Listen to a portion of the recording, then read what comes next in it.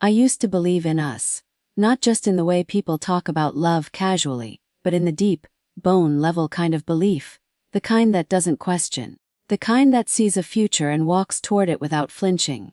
Chloe and I, we were that couple. Laughed at the same dumb jokes.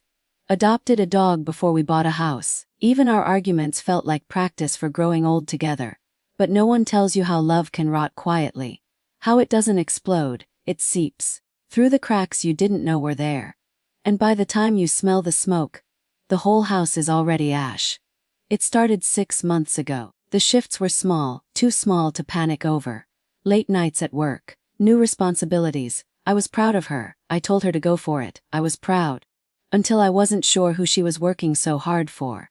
She started smiling at her phone.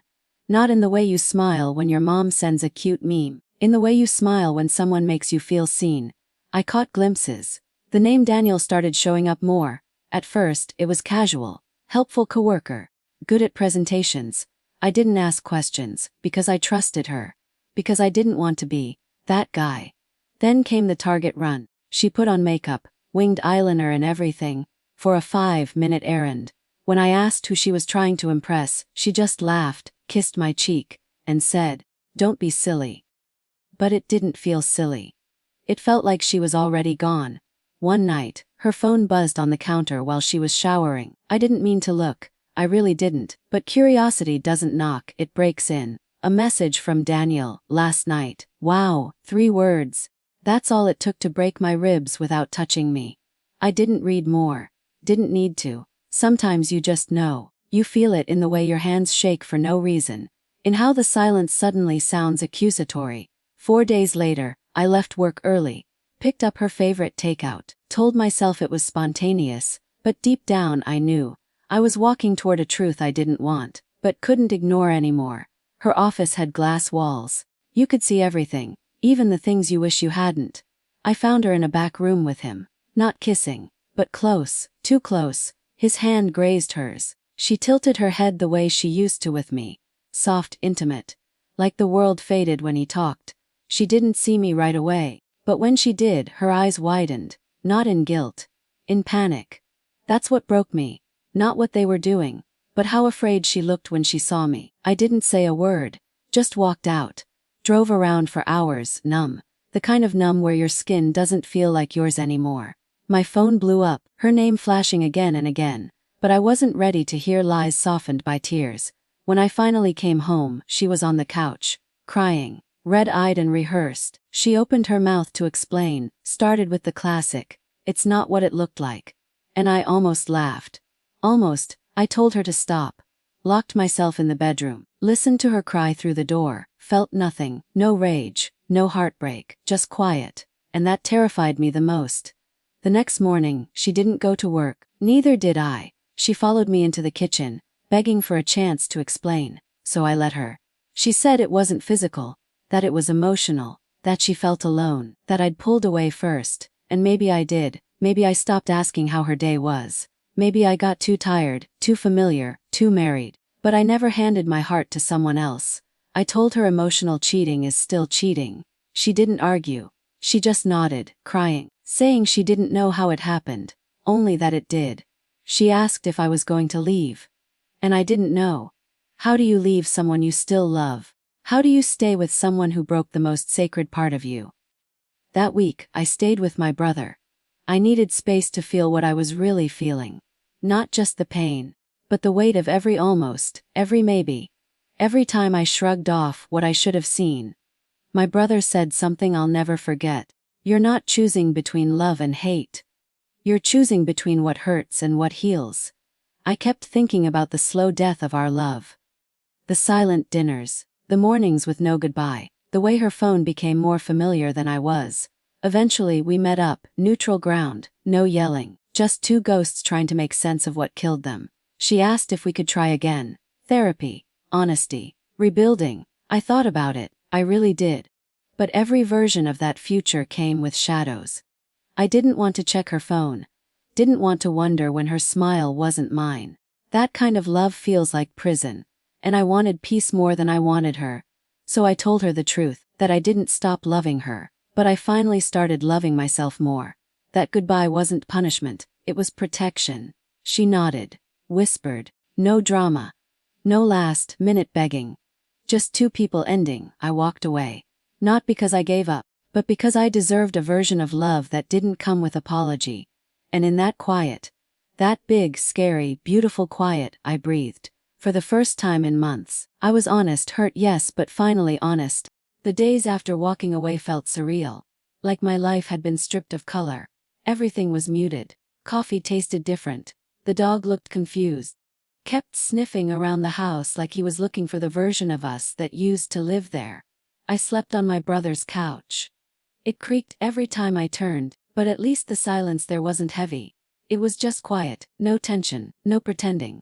Chloe texted every morning, "How I honestly. Hope you slept okay. I miss you. I'm still here." I read them. I didn't reply. I wasn't trying to punish her, honestly. I was trying to remember how to exist without centering my every breath around someone else's needs. There's this myth people tell you, that when you leave something broken you'll feel lighter. But it's not true. The first stage of healing is grief. And grief is not light. Grief is heavy and wet and clings to your bones like a soaked hoodie you can't peel off. I cried in my car more than once, not over what she did, but over who we were. The memories felt like betrayal. Every time I remembered her laugh, I had to remind myself some of those laughs weren't meant for me anymore. I kept asking myself the same question: was I not enough? And the more I sat with it, the more I realized. This wasn't about enough. It was about honesty. About choosing the harder conversation instead of the easier distraction. She didn't cheat because I lacked something. She cheated because she didn't speak up when the loneliness crept in. And maybe I didn't either, honestly. But I never walked into someone else's arms when ours got cold. One night, my brother found me staring at the ceiling, didn't ask what was wrong, just handed me a beer and said, "You don't have to be strong. You just have to be real." So I started writing again. Not for anyone, just to get it out. Letters I'd never send. Conversations I wish we'd had before the silence became the third person in our marriage. A week passed before I agreed to meet her again. Same coffee shop. Same table, different people. She looked smaller, not physically, just softer, less sure of herself, like she'd finally dropped the armor. She didn't come with a list of promises this time. No bullet points, no therapy talk, just honesty. She said, honestly, "Don't expect forgiveness. I just want you to know that what we had mattered. That I know I broke something sacred, and I'd give anything to unbreak it." I didn't cry. I didn't smile. I just listened. That was all either of us could offer now. Space to speak, and space to leave. I told her I appreciated it. That I believe she loved me. That part of me will always love the version of her I married. But we were no longer standing on the same ground. She asked if I hated her. I shook my head. I don't have the energy to hate. Hate ties you to a person. I'm trying to untie myself, and that was it. No long embrace. No movie-ending closure. Just two hands resting on a table, then pulling back. I walked out feeling not whole, but no longer bleeding. The healing didn't come like a wave. It came in tiny, quiet moments. Making dinner for one. Laughing at a meme. Changing the sheets without thinking about how she used to fold the corners. Realizing I didn't check my phone hoping her name would appear. It came with therapy. Journaling. Long walks without headphones. Letting the pain speak. Then letting it go. There were nights I missed her. Missed us. But then I'd remind myself that love shouldn't come at the cost of your self-worth. I didn't leave because she made a mistake. I left because she didn't fight to fix it until it was too late. Because peace became more important than history. Now, months later, I still think about her sometimes. Not with anger, not even with sadness, just with acceptance. Some people are chapters, some are warnings. She was both. And me, I'm not bitter. I'm not broken. I'm just finally, fully free. Honestly, time doesn't heal all wounds. That's a lie people tell when they don't know what else to say. What time does, is give you distance. Space to see the wound for what it really was, not just what they did, but what you allowed to remain unseen. I used to wake up every morning and reach for her. It was instinct. The ghost of a routine. Even after she was gone, my hand would stretch across the sheets like memory was muscle. But now I wake up slowly. No alarms. No panic. I make coffee. Sit by the window. Watch the dog chase shadows across the backyard, and I breathe. That's it. Just breathe. And that's more than I could do in the last 6 months of our marriage. Healing isn't poetic, it's boring. It's taking walks in silence. Sitting alone in restaurants. Unlearning the idea that solitude means loneliness. It's doing laundry while your chest feels hollow, and then one day, realizing the ache is smaller. I spent those months getting reacquainted with myself. Learned how I like my eggs again. Not how we like them, how I do. Stopped dressing for anyone else's gaze. Started writing again, not about the pain, but about the space that comes after it. One day I bumped into a woman at a bookstore. Klitsch, I know. But it wasn't lightning, it wasn't fireworks, it was quiet. We reached for the same novel, a story about grief and gardens. She smiled, said, "Good choice." I laughed, honestly, the kind of laugh that didn't feel borrowed from someone else's happiness. Her name was Erin. She wasn't Chloe. She didn't need to be. We got coffee a few days later. Not a date. Just two people learning how to talk again without flinching at memories that still sting. She had her own scars. A long-term partner who ghosted her out of nowhere. She didn't pretend to be whole. Didn't try to fix me. She just listened. And that felt like a miracle. I didn't fall in love with her overnight. I didn't fall at all. I walked. Consciously. Because this time, I wasn't looking for someone to complete me. I was looking for someone to meet me. And she did. Over coffee. Over shared silence. Over mutual understanding that we weren't trying to replace ghosts. Just trying to live among the living again. But let me be honest, even in new beginnings, the past lingers. I still flinch when someone hides their phone. Still feel a pang when I hear her laugh in a crowded place. Healing isn't clean. It's messy. Circular. Like walking in spirals until you accidentally find a straight line. There are nights I still think about Chloe. Not with longing, but with softness. Like touching a bruise that's almost gone. I'm not angry anymore. I'm not broken. I'm not desperate to be loved. I'm just me. Wiser. More careful with my heart. And more committed to never abandoning myself again. Because what I've learned, what I know now, is that love, real love, starts with presence. With listening. With showing up when it's boring. When it's uncomfortable. When it's real. Chloe taught me what betrayal feels like. But she also taught me what silence hides. What distance sounds like. And what it costs to ignore your gut. And Erin.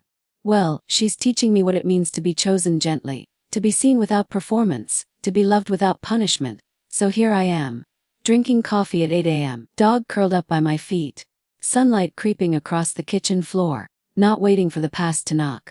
Not running from the future. Just breathing, finally. And fully. We never talked about forever. Not at first. Erin didn't ask for promises, and I didn't offer any. What we gave each other was presence. One moment at a time. She didn't flinch when I was quiet. Didn't fill the silence with noise. She just stayed. And that, I learned, was what safety sounded like. Honestly, our beginning didn't have fireworks. It had small things. Coffee left on my porch with a sticky note. Sleep in. You deserve it. Hands brushing at the sink while we washed dishes. The way she looked at me when I wasn't trying to be anything special. But loving again. After betrayal. Isn't gentle. Not at first. There were nights I woke up from dreams where I caught Chloe laughing in someone else's arms. Honestly. Nights where I pulled away from Erin because a part of me still believed that love meant bracing for impact. She never asked me to get over it. Never told me to hurry up and heal. Instead, she looked me in the eyes one evening. After I had shut down mid-sentence and walked to the window like I used to. And said, "I'm not her. But I'm also not your rescue. I'll meet you where you are. But you have to meet yourself too." And I swear. Those words unlocked something in me. Honestly. Because she was right. It's not about finding someone who patches your wounds. It's about finding someone who holds your hand while you stitch them closed. I started therapy again. Not to fix anything. But to understand why I ignored myself for so long. Why I thought silence was safer than truth. Why I kept choosing peace for others at the cost of war inside myself. Turns out healing isn't linear. Some days I felt brave. Other days, I was terrified of being happy. Like joy was a trick I didn't trust anymore. But Erin never rushed me. She never reached for my broken pieces and tried to tape them together. She just offered space. And somehow in that space, I started to grow again. The first time I told her I loved her, it wasn't over candlelight or a perfect dinner. It was after a long week. We were on the couch. I had a headache. She brought me water and laid beside me in complete silence, honestly. And I just looked at her, this woman who never asked me to perform, never asked me to forget what I'd been through, just loved me through it all. And I said it. I love you. And she didn't cry, didn't gasp, she just nodded, like she already knew, and whispered, honestly, you're safe now. That was the night I let go of the last piece of guilt for not staying in a broken love. Because love isn't supposed to test your endurance. It's supposed to be a place to rest. I'm not saying it's perfect. We still argue about little things. Who left the lights on, why I refused to use coasters. But even our arguments feel fair. Like we're fighting for the same thing, understanding, not power. And here's what I know now. The real epiphany I had to live through to believing. You can still love someone, and know they were never meant to stay. You can still carry a scar and fall in love with someone who treats it gently. You can still choose again, not because you're healed, but because you deserve to heal with someone who's your whole story and stays anyway. So now I sit in a kitchen with light pouring through the windows, dog at my feet, a woman humming in the next room, and for the first time in a long time, I'm not haunted by what I lost. I'm anchored by what I've built. Not a fairy tale, but something real. Something honest. And that, I've learned, is more than enough